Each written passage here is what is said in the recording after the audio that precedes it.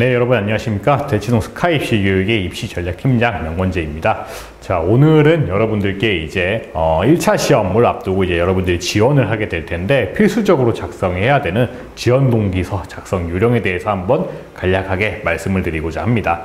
자, 제가 여기 나와 있듯이 저는 이제 육사를 70기로 졸업해서 여러분 앞에서 이제 진학 지도를 하고 있는 예비역으로 섰는데 제가 여기 지원할 때만 하더라도 지원 동기서란 제도는 없었습니다. 대신에 그런 건 있었어요. 1차 시험을 보고 나서 이제 2차 면접을 준비하면서 2차 면접 들어가기 전에 간단하게 지원 동기서나 뭐 포부나 이런 것들을 작성해서 제출했던 그런 기억이 있습니다. 아마 거기서 조금 확대돼 가지고 이제는 진성 지원자들을 가려내기 위해서 1차 시험을 지원할 때도 조금 진솔한 마음이 느껴지도록 지원 동기서를 작성하는 제도가 이제 생긴 것 같습니다. 작년에도 그렇게 했었고 올해도 그렇게 했으니까 지원 동기서를 통해서 면접을 잘 준비를 하는 그런 전략이 필요하겠죠. 그래서 오늘은 여러분들께 지원 동기서에 대한 간략한 특징과 작성 요령 이런 것들에 대해서 한번 알려드리고자 합니다.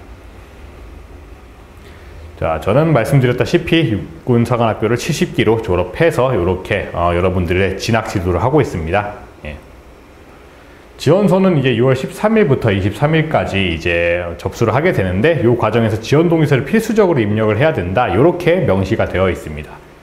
자, 그럼 지원 동기서는 어떻게 작성을 해야 되겠느냐? 자, 말씀을 드리겠지만 이 지원 동기서 같은 경우에는 여러분들이 1차 시험을 합격하고 난 다음에 2차 면접을 볼 때 매우 중요한 평가 요소로 작용을 합니다. 지원 동기서 자체를 직접적으로 평가하진 않지만 2차 면접에 들어간 이 면접관 분들께서 여러분들이 쓴 지원 동기서를 보고 어떤 지원 동기를 가졌고 어떤 성장 환경이 있었으며 앞으로 어떤 포부를 가지고 군생활을 하겠구나, 생도생활을 하겠구나, 요거를 종합적으로 이제 사전에 보는 장치이기 때문에 그 2차 시험을 준비하는 그 마음가짐 보다도 더 크게 지원 동기서를 매우 꼼꼼하게 작성을 해야 된다. 이렇게 봐주시면 될 것 같습니다.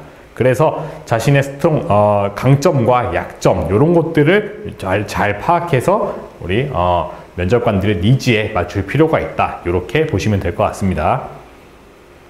자, 지원 동기서 작성 시 유의사항이 있습니다. 뭐 다른 것들을 한번 쭉 보면 알겠는데 뭐 공인어학 성적, 교회 수장 실적 뭐 이런 것들은 정량화된 이런 점수나 아니면 교회 점수 같은 것들은 아무래도 좀 합격 당락 결정하는 거에 있어서 매우 좀 선입견을 가질 수 있는 그런 요소이기 때문에 금지를 아예 시키고 있고요. 자, 그리고 특이사항으로 맨 위에 나와 있는 거 있죠. 특정인의 실명을 포함한 이제 사회적, 경제적 지위를 작성하지 마라. 이렇게 되어 있는데 이쯤에 조금 궁금한 친구가 많을 겁니다. 뭐 예를 들면은 나는 뭐 어머니 아버지도 그렇고 뭐 삼촌분들도 그렇고 군인분이어서 그런 군인 집안에서 자라왔는데 그럼 그런 걸 기재하면 안 되는가? 뭐 이렇게 의문 가지시는 분들도 있을 것 같아요.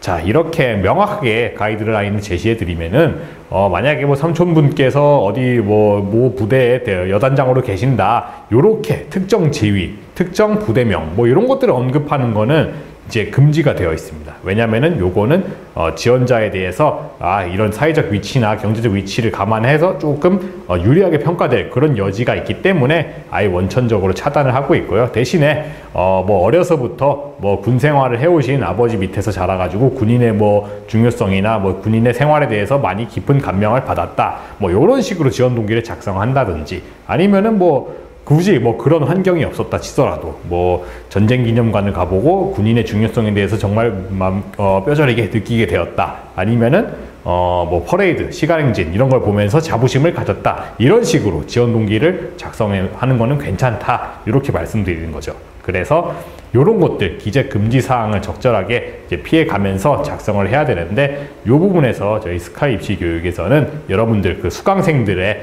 지원 동기서를 무료로 이제 첨삭을 하고 있습니다.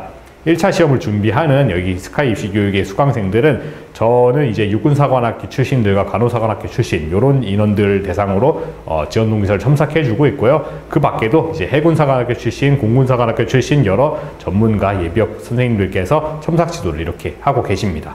단 수강생이 아니라 좀 별도로 이제 지원 동기서만 첨삭을 받고 싶다 하시는 분들은 이제 또 소정의 금액을 납부하셔가지고 저희가 직접 또 지원 동기서 첨삭도 해드리고 있으니까 그 점 참고하셔서 보시면 좋을 것 같습니다. 1차 수강생들 같은 경우에는 저희가 무료로 이렇게 첨삭을 해드리고 있습니다.